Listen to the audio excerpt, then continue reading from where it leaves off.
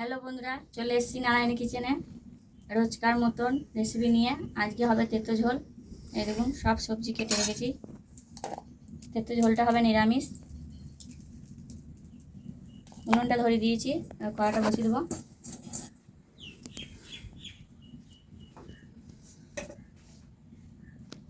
তেল,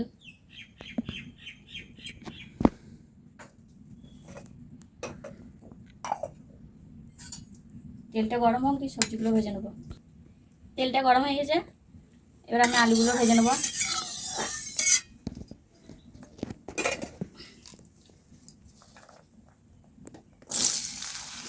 তত জাল ঝোলা সামলানো যায় না।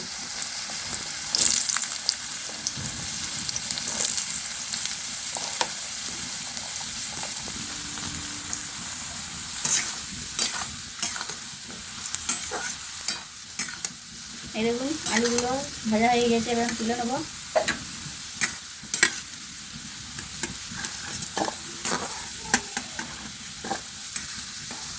আলুটা ভাজা হয়ে গেছে, এবার সবজিগুলো ভেজে নেবো।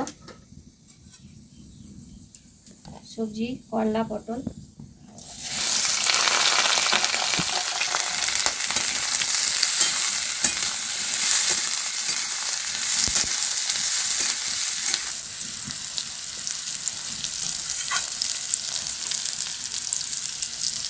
এগুলো ভালো করে ভেজে নিতে হবে। তেতো ঝোলটা নিরামিষ হবে, আপনারা নিরামিষের দিনেও করতে পারেন। খেতে খুব সুন্দর হয়, আবার বাড়িতে রান্না করে দেখবেন।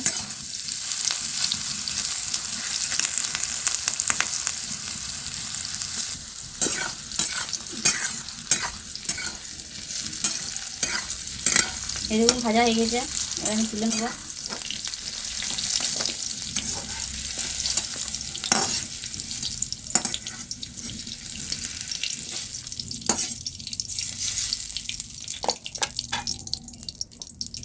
এই তেলেই আমি দিয়ে দেবো তেজপাতা, শুকনো লঙ্কা আর মেথি ফোড়ন।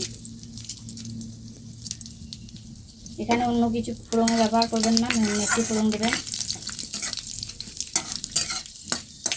একটুবার আদা বাটা দেবেন।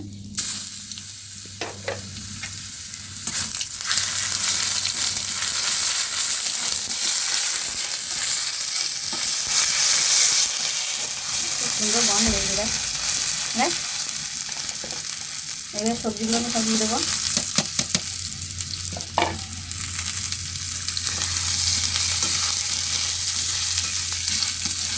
স্বাদ মতো লবণ দেবো,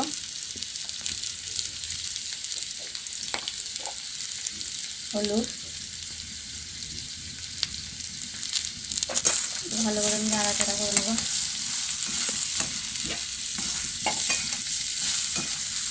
আমি জল দিয়ে দেবো।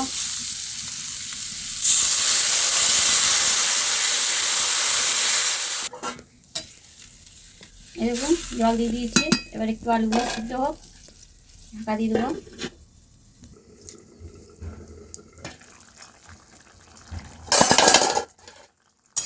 এই দেখুন তেঁতুল ঝোলটা অনেকটাই টেনে এসছে, এবার আমি নামিয়ে নেবো। নামানোর আগে একটু পোস্ত দেবো, আমি পোস্ত বাটা।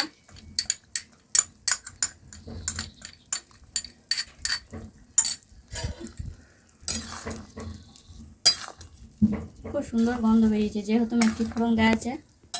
আপনারা এটা বাড়িতে নিরামিষ যেদিন করবেন খাবেন সেদিন বানাতে পারবেন। খেতে খুব সুন্দর সুস্বাদু হয়। একটু ঘি দেবো।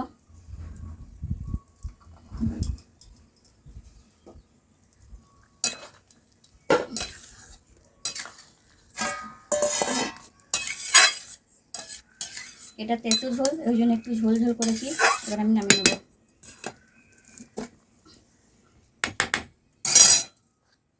দেখুন তেঁতুল ঝোল আমার কমপ্লিট। আপনারা বাড়িতে রান্না করে খাবেন, আর অবশ্যই কেমন হয়েছে রান্না খেয়ে বলবেন, কমেন্ট করে জানাবেন।